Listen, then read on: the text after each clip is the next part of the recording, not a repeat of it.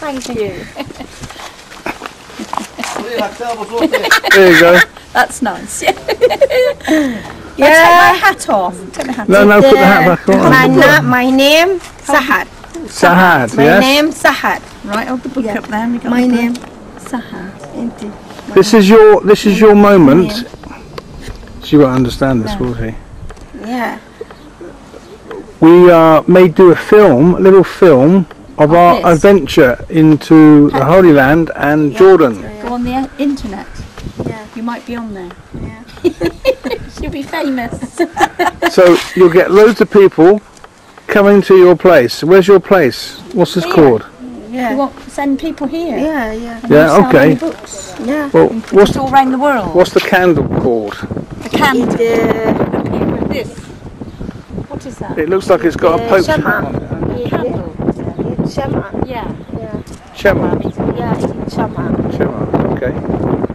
Well, we've done it for you then. So if you want to come and meet this lady at No Shema, English. No, make that sure doesn't if you're matter. English. You don't speak English. No, but we get people come to Petra. Petra, but the English. Not many. Yeah. Hang on, what should you say? Yeah, بس يجي Don't worry. We'll get him to say. He'll say. What's Rebecca doing? Oh, I can She's see gonna a get swimming some pool money, down 'cause there. She wants one as well, so they want you sell too. Well done. I thought she didn't want one. Was it that up? Yeah. That's right. I can see a swimming pool down there. Where? Where's hotels? Yeah. Lots of tourists. Yeah. Wadi Musa. Yeah. What's that place up there on the hill, on the flat? Over there. Bedouin. Bedouin, is it? Bedouin, yeah. Bedouin in Sayhoun. Right. Yeah. I mean, how far is... No, you wouldn't know. You're asking. Kilometre... Yeah, it's bitter. مع السلامة. مع السلامة. باي مع السلامة. But believe me, this is not my wife. Huh? No, no. My wife in Aqaba. I just slipped that in, just in case you go... This like my sister. Ah, That's right. Yeah, bye bye. okay. مع السلامة. Bye bye. Yeah.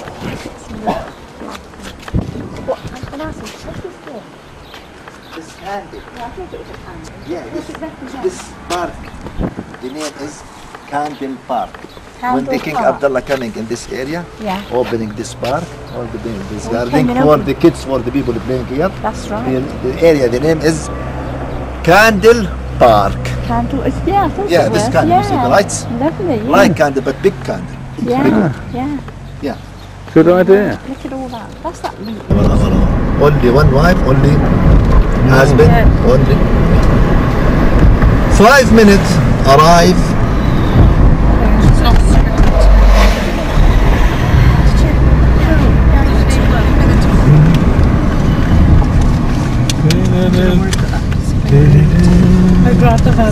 Moses Valley. Moses Valley is Wadi Musa. Wadi Valley. Musa Moses. And you see the road is very nice road. Lovely. Yeah. Ooh, look at this. Yeah. Disneyland. Russian Mount. You know Russian Mount in Disneyland? Have you been down. to Disneyland? Yeah. And we have here market, our big souk shopping for vegetables, very close to your hotel. I show you if you need in evening buy something, vegetables, fruit. This one, you see? You see? Yeah, near the park. It's nice in there, Very close. You can look now left hand here. Very close to buses park and the car park, the taxi park here. You see? Okay. Yeah, behind the park we have the market for vegetables and fruit. Okay. Now remember this road will leave your hotel. You can coming from the road go down to this park. This park go to shopping for fruit and vegetables. Another road go and left go to city center, to downtown. This one here then. Yeah, I show you. Yeah, I show you.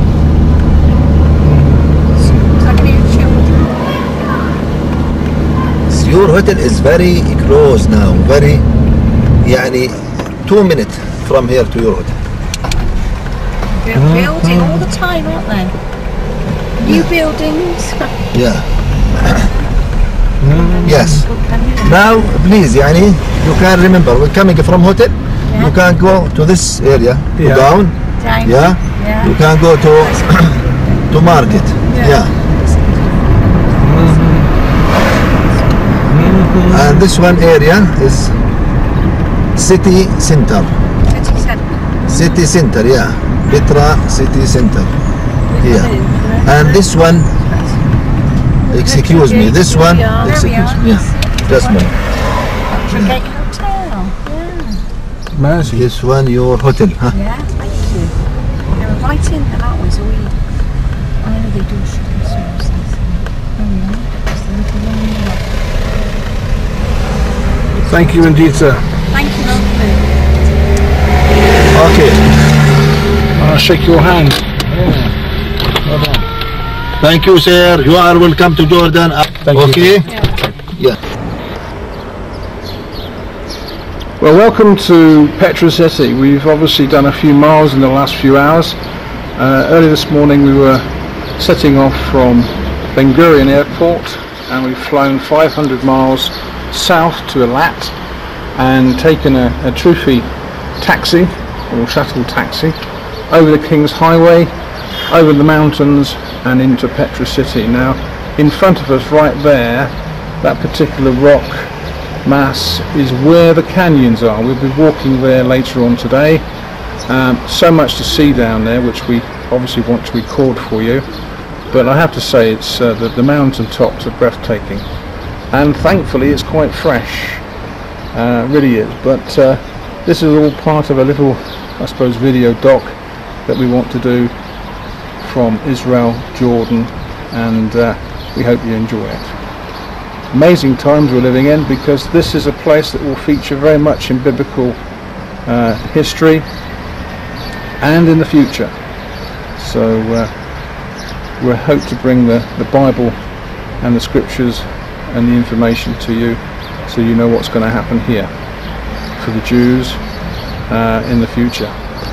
Awesome. Anyway, enjoy this. We'll catch up with you later. I'm going to have a quick sleep and get ready for this afternoon.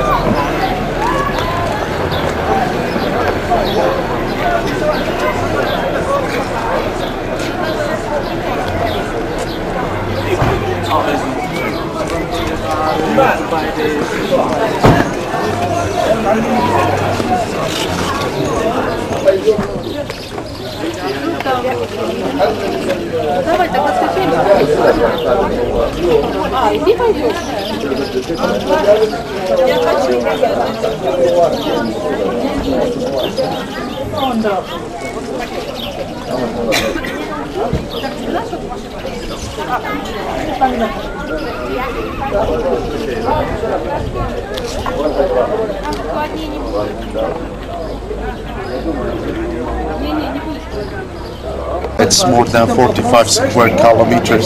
So honestly, you need, like 3 up to 5 days to cover everything in Petra. Actually, here you have, like, 3 days past this. But so this is really good that you cover more than 90% from this city. Now this is the spot where we are now in the front of the visitor center, and as you see, this is the main gate of Petra. First of all, we will walk through the main entrance of the city. This is what we call it Bab is-Sik. So Bab means gate, is-Sik is IQ, the gorge or the passage where the movie of Indiana Jones was filmed. Now the distance from the main gate all the way down to the treasury, the best facade here in Petra, around 2 kilometers. So we need like 1 hour more or less to cover this part. That doesn't mean we walk straight ahead. That we make different stops to give you an explanation. Can we go on the horse? About the horse, I will explain something later on. So we will make different stops here to give you just an idea about all the monuments, even through the gorge, right? The canyon. We make a different stops also to give you an explanation about all the monuments differently. Now nearby the treasury, we stop for 10 up to 15 minutes, where I will give you an explanation about the facade, and then we will take free time, 5 up to 7 minutes more for the pictures. After the treasury, we walk down till we get to the city center of Petra. Now from the treasury all the way down to the last station, we walk 2 kilometers more. So we walk like 4 kilometers, 2.8 miles. This is what we call it city tour or round the trip, tour, including all the highlights on the lower part. Now, because you have 3 days of Petra, definitely, beside the lower part, we have different high places that you need to climb the stairs to get into those places. The first one is the high place of sacrifice, right? This is, as you see, like an altar with a small yard, but there's a panoramic view on the top where you see everything on the lower part. The second one is the monastery, and this is another facade. It's similar to the treasury, but it's bigger than the treasury, much simpler. Later on, I will show for you the main direction where you start climbing to those monuments, right? Even later on also I will tell you several tracks if you would like to cover this for tomorrow, day after.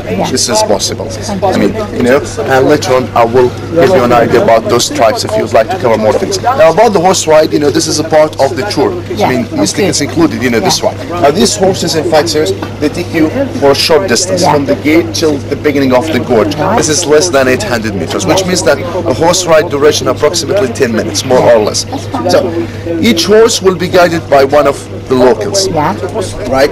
And even it's included, but those guys are looking for small appreciation tips, but I don't mind if you would like to, like $2, whatever for each, person.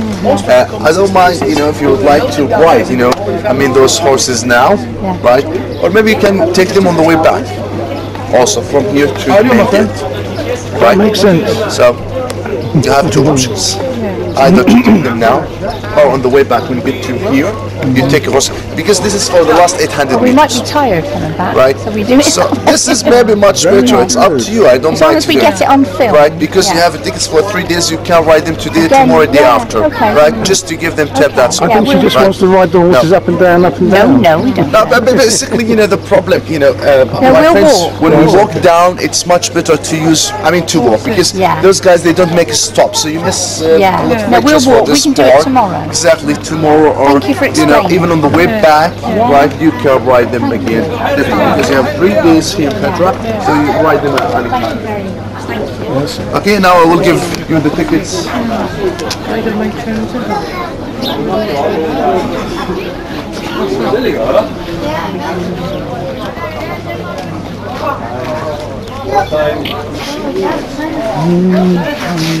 Okay.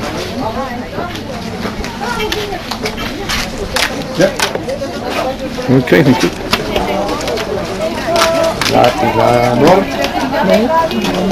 Now please, you keep these tickets inside because tomorrow, day after, you should show these tickets for the, you know, kids controllers. Where is it? Let me have that.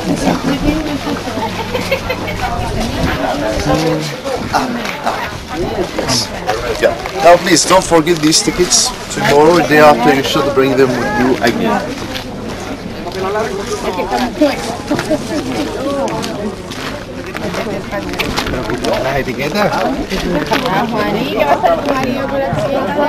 One of the main projects for local tribes to improve their economical situations in Petra.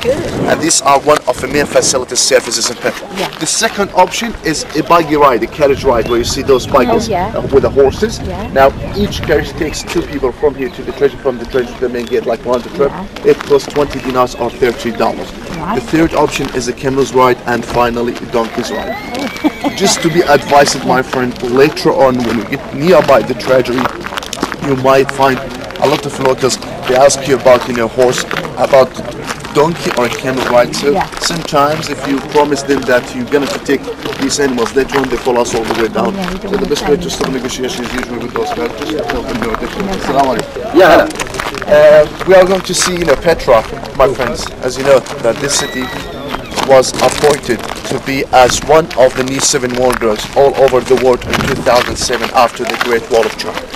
Yeah, this is a good promotion for Petra. I can say that, you know, Indiana Jones made Petra also as a well-known site all over the world. This is really such a good promotion for this city.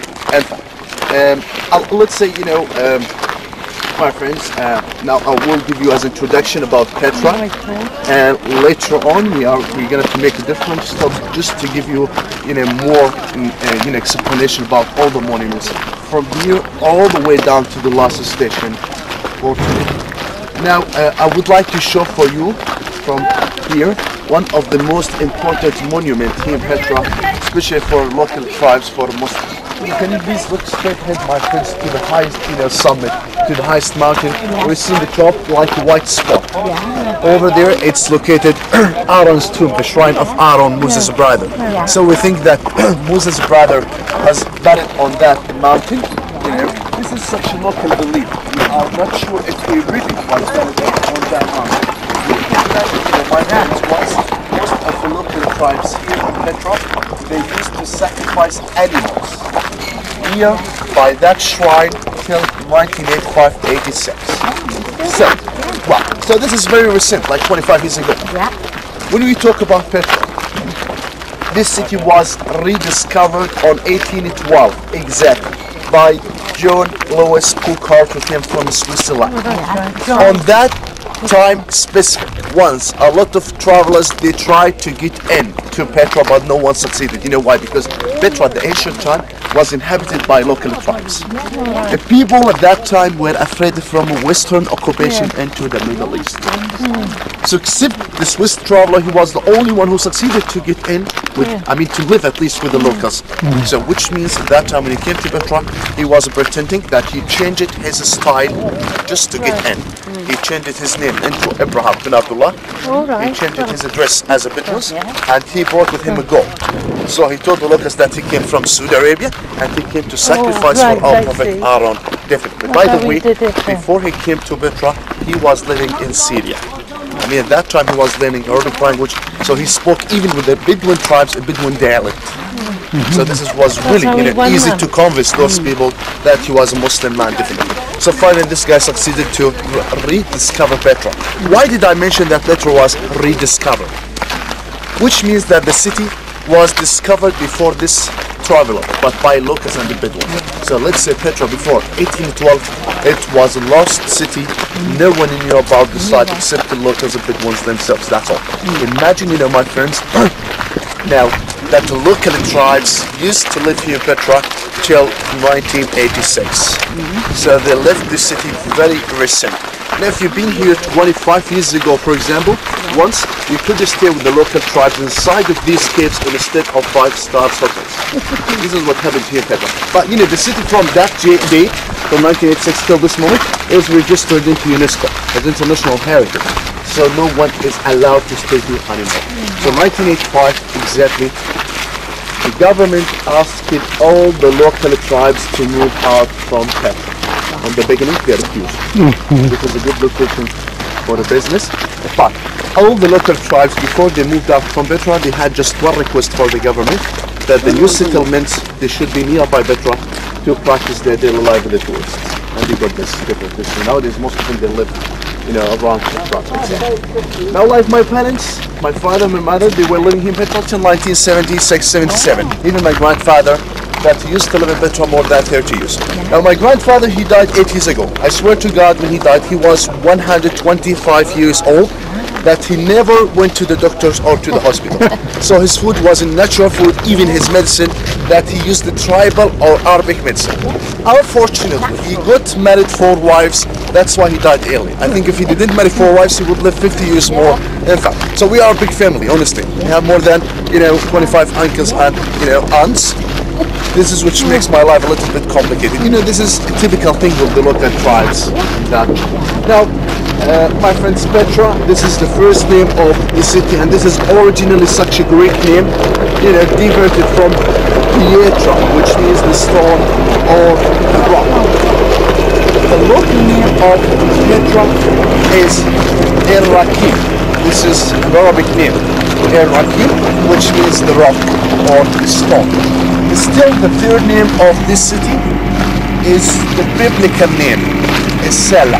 On the Bible, mentioned like Esela, which means the stone or the rock.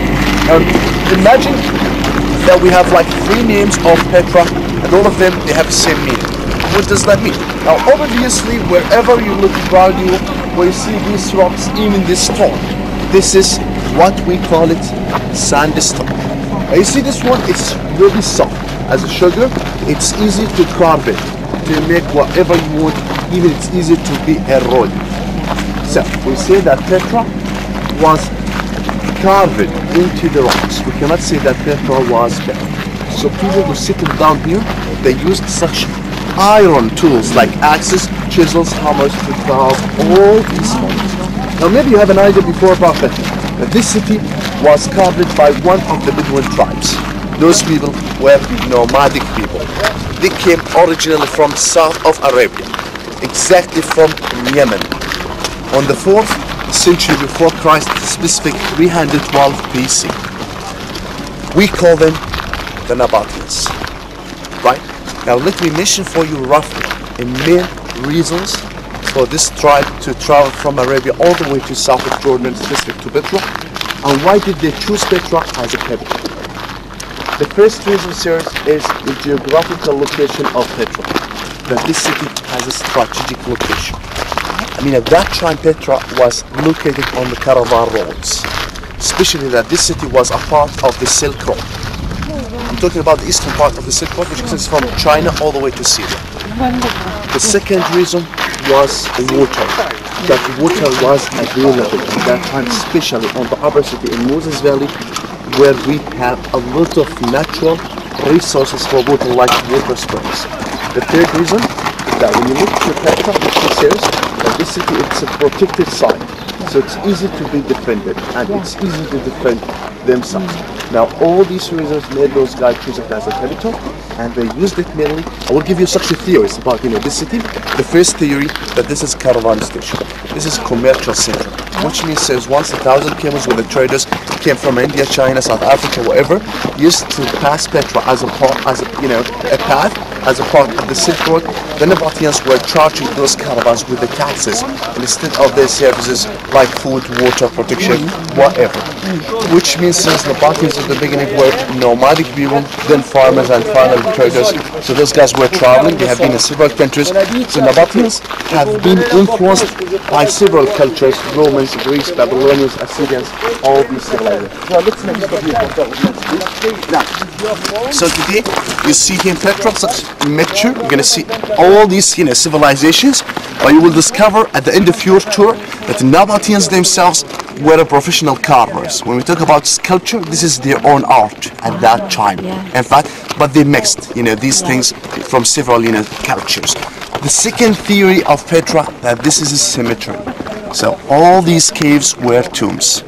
These were burial places. Nabateans, by the way, never used Petra as a residential area. This is one of the main theories in Petra, that those guys were living outside Petra in Moses Valley, the upper city, where they constructed their houses. By the way, they used the stone houses like our houses nowadays, where we have found a lot of foundations from a Nabatean village in Moses Valley. Now the second theory mentions that those guys were living in Petra. I will show for you later on mere remains of a Nabatean residential area, definitely. I mean, my point of view, they were living outside Petra. That they never used this area as a residential area at that time. So, by the way, this is a cemetery according to the Nabatean belief about life after death. So they believe in the second life. Right? This is one of the old Egyptians even beliefs at that time. So those guys, they used to bury all the stuff of the people after death. Now, the Nabateans classified the population for three social classes, like royal, rich, and poor people. Now, for you, sirs, if you would like to distinguish between all the facades in Petra, whenever you find a decorated facade with two floors, it should be a tomb related for royal or rich family. Otherwise, if you have a solid facade, no decorations, window on the floor, this is a tomb related for a poor family. And here in Petra, we have found more than 2,000 tombs. Right, most of them were used for poor families at that time, and each tomb was used for one family. 4 up to 10 people were buried inside, definitely. Now, as you see in the main entrance over here, some of these tombs were used for poor people. No decorations, right? There's just one floor for each facade. When you look now to this side, my friends, we see that we have 1, 2, 3 blocks. Now these are called, on the archaeology, the Chini blocks. The Chini. In an Arabic language, Chini means like spirit or devil. This name was given by local tribes. Why? Because the people who were living here in Petra, they thought that these blocks were inhabited by devils or spirits at the ancient time. So the most interesting thing, when the locals were living here in Petra, no one used to live nearby these blocks, that those guys were scared and afraid. According to their belief, a lot of spirits or devils were living inside. Now this is one of the local theories, and this is completely wrong. In fact, finally each let's say block was used as a tomb, even for poor family, but it has a different structure, definitely. So, which means today we can see that when we talk about Lucas, this is one of the main references about our knowledge to this site, right? And we have a lot of books references were written about Petra. I can say more than 40% from these ideas brought from the Bedouins themselves. So we consider them such big reference for us about this city.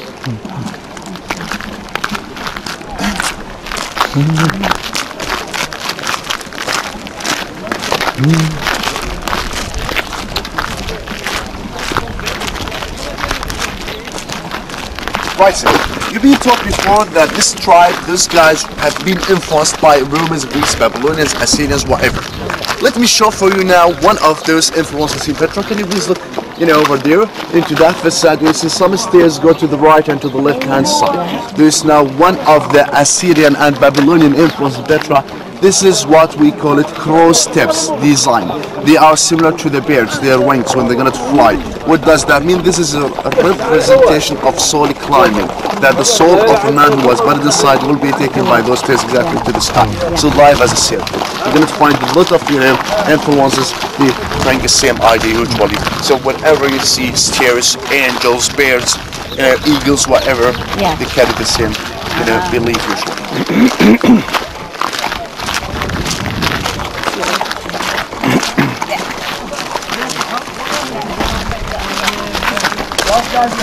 Now, unfortunately, when we talk about Nabatean civilization, you find like a big shortage for all the written documents and inscriptions.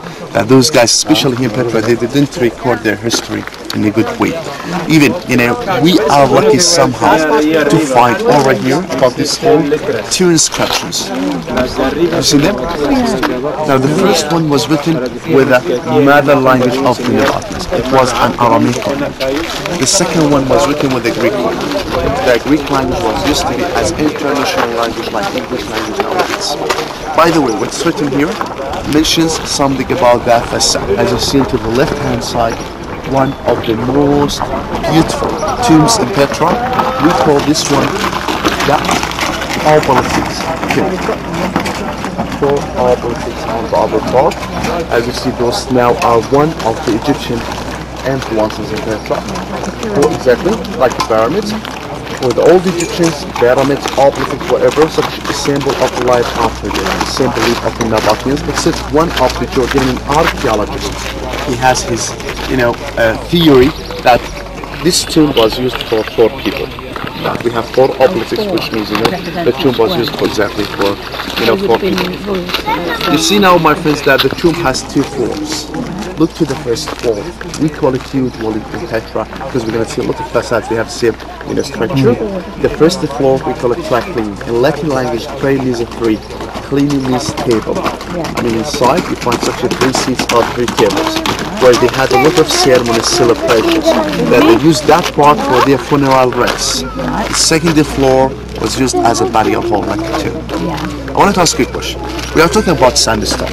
Now, if you're going to carve something on this kind of rocks, do you think it's easier to do that from the top to the bottom or from the bottom to the top? Bottom to the top. From? Bottom to the top. From the bottom to the top. By the way, actually, serious, Nabateans, carved these facades from the top to the bottom. Now, imagine if you have any tool like axe, chisel, hammer. When you start that from the top to the bottom, these tools will go easy when the sand is torn. The problem that when you start from the bottom to the top, you get a lot of collapse. Yeah, that's true. So it's better to do that from the top all the way down. Look to the facade, you see it's decorated. We have those 4 obelisks with the Roman arch, with the Greek pyramid. You see those columns are Corinthian columns. Exactly. Greek and Roman, Ionic plus Roman. Now this facade series goes back to 100 after Christ. Well, it was used for a rich family. It was called Abd Manqas family. For us, we consider all these informations about this facade totally correct. Why? Because we have a tangible proof these inscriptions already.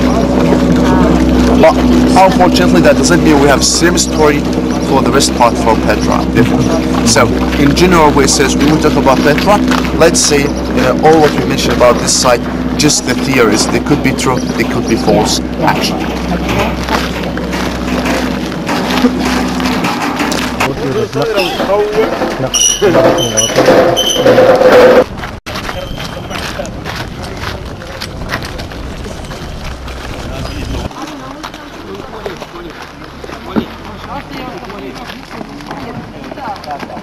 This is what you see to the left hand side. There is another track, as a secret way, which leads you from here to the treasure. You should walk behind those mountains. Even it's longer than this one, right? Sometimes you have a lot of people who like to hike the those trails here. I will try to give you the easiest, trails for your tour, actually, especially if you stay for 3 days. Right? But you have several options, Petra, definitely. Now later on, I will give you, more trails and more tracks if you'd like to cover, something. Because basically for the first day we do the lower part, right, with exposition and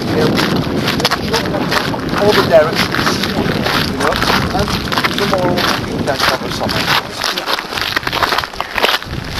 I'll try to find several caves, yes, like more caves or whatever. That's really worth it to see. Now as you see, Sarah, here, this is the last station for the most part. right? Tomorrow, if you're going to try the horses, you will sit down here, that's all. That horses are not allowed to walk farther, especially through the gorge. Even on the way back, horses are available on the same spot if you would like to ride them properly. No, just to here, that's it. This is 10 years ago. These horses were allowed, to take the flights from the main gate to the graduates, 12 years. But nowadays, this is much better maybe because, the gorge it's narrow, passage. We have a high season, it's really crowded. Which is your high season now? Well, this is for us a high season, but we're honestly at this time we have got a lot of cancellation, about the cancellation in this area definitely. But every April should be like high season. But totally it's good.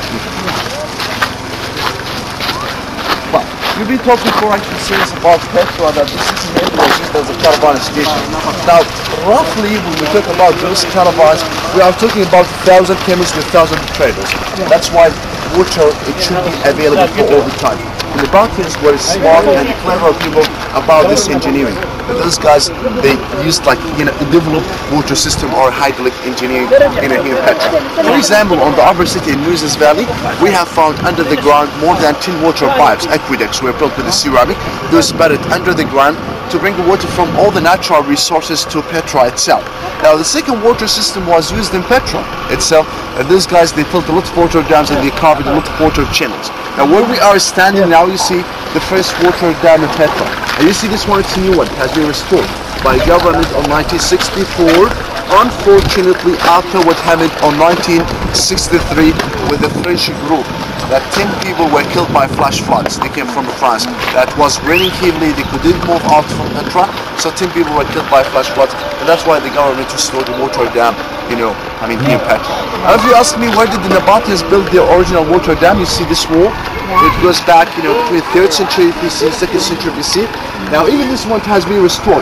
Now during the Nabatean time, even nowadays, we use this, water dam for one function, just to change the direction of flash floods.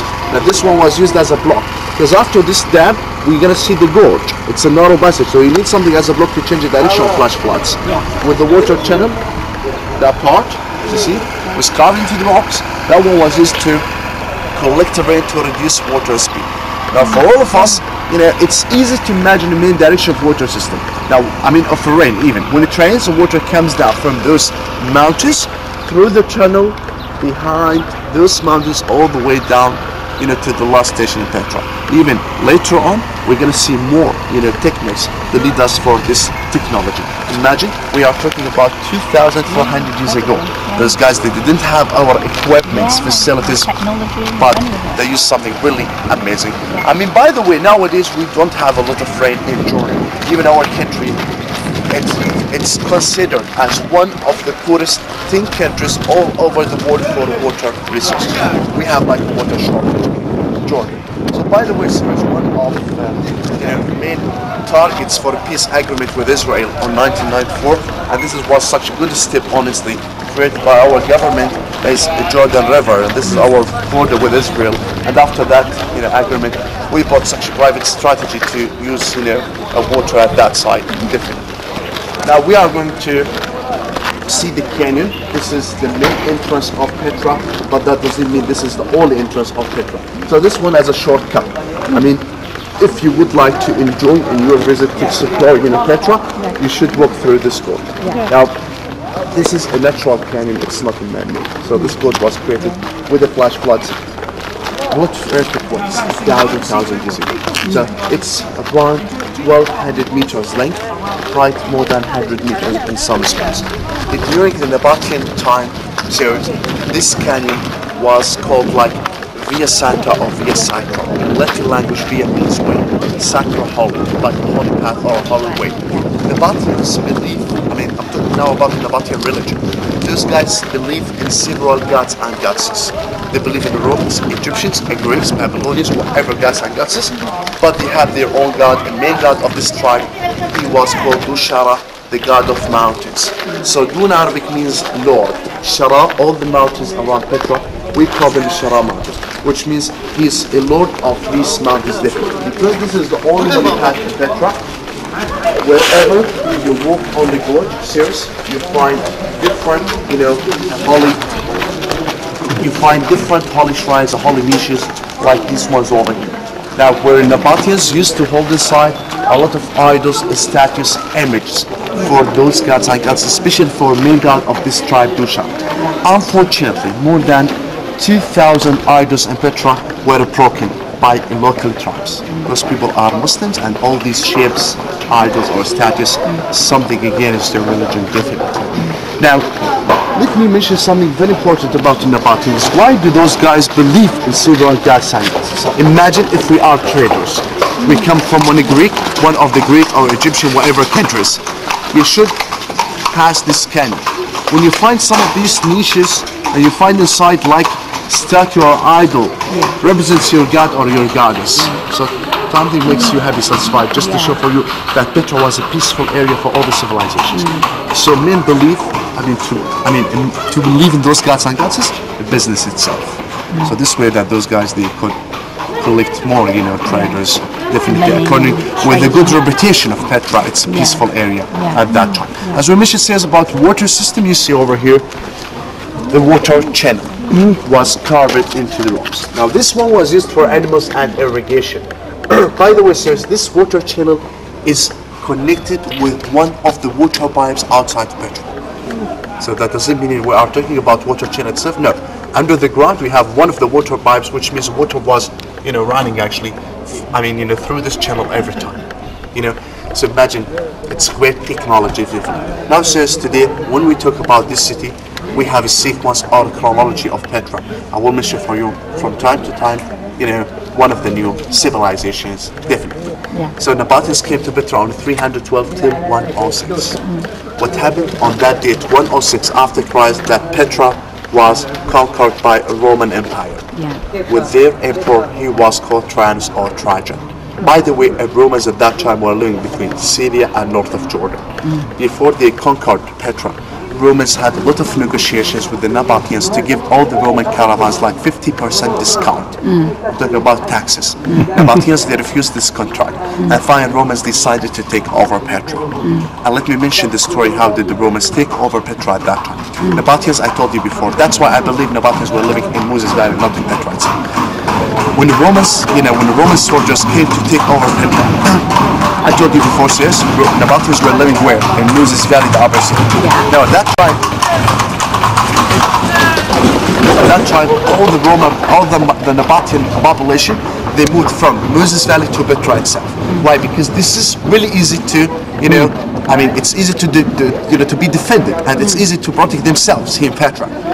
The second reason, water was available. What happened? What happened at that time, definitely, one of the Nabatean people, he was working as a spy with the Roman soldiers. They told them about those water pipes under the ground. So the Romans, they cut them off. So Nabateans, they couldn't wait for a long time without the water, and that's why they gave up finally. And this is which made everything much easier for Romans to attack, this city, definitely. When they came to Petra, they used it, let's say, as a caravan station, and they chose it to be one of the main, cities, for Romans on the Middle East, because they established 10 cities on the Middle East. Those are called Decapolis, to put the Roman Empire on the Middle East. When they came to Petra, they built on this spot, the Roman arched gate. The Roman arched gate. This is something normal with the Romans all over the world, which it gets for Roman power victory. What you see now over here, this collapse of the Roman arch. So this arch used to be connected till 1891. Our only proof that this arch was standing till that here is David Roberts' collection. So David Roberts is one of the Scotch painters. He was sent to the Middle East by Queen Victoria to paint a lot of pictures for several sites. One of those sites was Petra. One of those pictures was for the arch. That picture was painted on 1891. So we expect that the arch was standing till that year specifically. Right, that's it. Thank you. Nowadays, most of the people, they think it's allowed to see Petra during the daytime, from 6 o'clock a.m. till 7 o'clock p.m. Could you please imagine Petra tonight after 9 o'clock? How does it look? I mean 9 o'clock p.m. So nowadays there's a program, we call it Petra by night. That the tour starts from 8:30 till 10:30 from the main gate to the track. That's all. Maybe I have a question, how's Petra light tonight? With candles. So we light more than 2,000 candles here through